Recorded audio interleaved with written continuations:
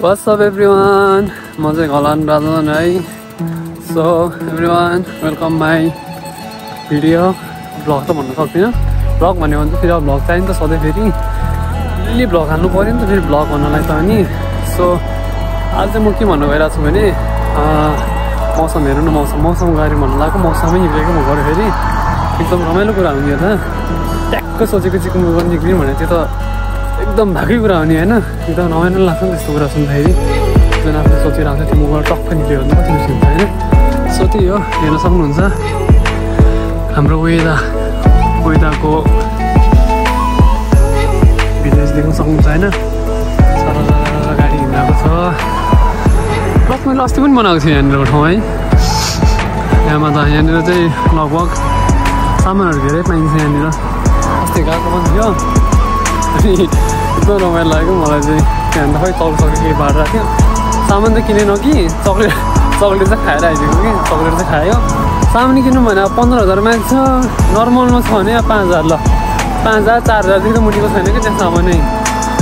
अब भयो त्यही कत्रो होला सायद त्यो 1,000को रेन्जको होला. भयो नर्मल्ली के 50,000 त नर्मली छ कि. त्योभन्दा हाई प्राइसको पनि छ तर त्यस्तो त कहाँ किन्न सक्दैन नि त. सो आई कान्ट भने जस्तो हुन्छ है. हेर्न सक्नुहुन्छ एकदम जाडो भइरहेको छ. कति 6 डिग्री छ हो टेम्परेचर.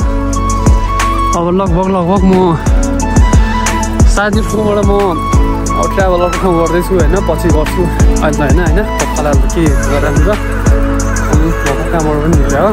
सो अब तपाईँहरूलाई मौसम देखाइदिउँ, जापानको ठाउँ देखाइदिउँ भनेर मनबाट जिज्ञासा लाग्यो. देखाइदिएँ. देखाउन पाउँदा पनि आफूलाई पनि खुसी लाग्यो नि त. देखाउन पाउँदाखेरि दुःख त देखाउनु भएन होइन. दुःख देखायो भने त कति त्यो दुःखलाई सुख बनाएर हिँड्ने हो नि त. दुःख भन्ने चिजमा त सबैको मनमा हुन्छ नि दुःख भन्ने होइन. मेरो मात्र मनमा हो त तपाईँहरूको मनमा पनि छ नि दुःख भन्ने होइन. कहाँ एकजनाको मात्रै हो त. सो त्यही हो, दुःख भन्ने चिज कति सुख भन्ने चिज जति भन्ने जस्तो पैसा कमाएछ है त्यो चाहिँ. पैसा कमाएछ मात्रै हुन्छ त्यो चाहिँ. सो आज अब पैसा कमाउने उमेरमा त्यही त अनि लखर हिँड्नु परिरहेको छ. सो गाइज अब म लगभग ट्राई गर्छु होला अब भ्लग सकेछु बनाउनलाई सकेसम्म होइन. सक्छ मलाई लागेसम्म चाहिँ म भ्लगहरू यसो क्रिएट गरौँ जस्तो लागिरहेको कि नयाँ भिडियोहरू हाल्नेदेखि. अनि सोचिरहेको छु. नेपाल हुँदाखेरि त मैले सोचेको थिएँ कि म भ्लग हाल्छु यताउति गर्छु भिडियो गर्छु भनेर सोचेको थिएँ. तर यहाँ आएर चाहिँ एकदम चेन्ज भयो क्या. जस्तो मैले सोचेको थियो त्योभन्दा एकदम बेटर छ कि यहाँ समय नै एकदम परिवर्तन छ क्या. भन्नाले अब जे एक्सपेक्ट गरेर आएको छ नि त हामी नेपालबाट त्यो चाहिँ हुँदैन यहाँनिर. 100मा 100 हुँदैन यहाँनिर. अनि त्यो भएर त्यो विषयमा चाहिँ मैले अनि बनाएन. त्यही हो गाइस. अब यहाँनिर आयो. अस्ति मैले भर्खरै बनाएको थिएँ यहाँनिर पार्किङ बनाएको यहाँनिर. सो त्यही हो, म चाहिँ यहाँबाट सिधा तल जानुपर्छ. अनि यहाँबाट सबै चोक आयो यस्तो भयो. गाउँ त्यहाँ छ. सो त्यही हो, मलाई एकदम रमाइलो लागिरहेको छ. अब अरू त के भन्नु कि पैदासीबाट चाहिँ अब तोके जानु लाग्छ नि त सिटीमा. त्यहाँ गएपछि चाहिँ लगभग भ्लग अलिअलि बनाउनु जस्तो लागिरहेको कि. किन भन्दाखेरि भ्लग गरेर पनि हिँड्नु जस्तो लागिरहेको कि मेमोरी हुन्छ नि त. मेमोरी हुन्छ. त्यही हो, मेमोरीहरू धेरै हुन्छ पनि आफूलाई पनि खुसी लाग्छ नि त भोलिपर्सि. प्लस भनौँ न म्यारेज गऱ्यो अरे यताउति गऱ्यो अरे अनि छोरछोरी हेर्दाखेरि ल तिम्रो बुवा यस्तो भन्दाखेरि ल यहाँबाट कार आएर है. म चाहिँ यहाँबाट चट्ट पार्किङ गरेर हिँडिरहेको छु. म त्यस्तो लाग्दैन हौ जसरीहरू होइन. उनीहरू पनि मान्छे हो, हामी पनि मान्छे हो. उनीहरूले हेऱ्यो भन्दैमा लगाउनु पर्ने आवश्यकता छैन नि त होइन गाइस. मैले लुगा लगाएको छु नि त यी होइन. किन लगाउने म लुगा लगाएको छु. सो त्यही हो.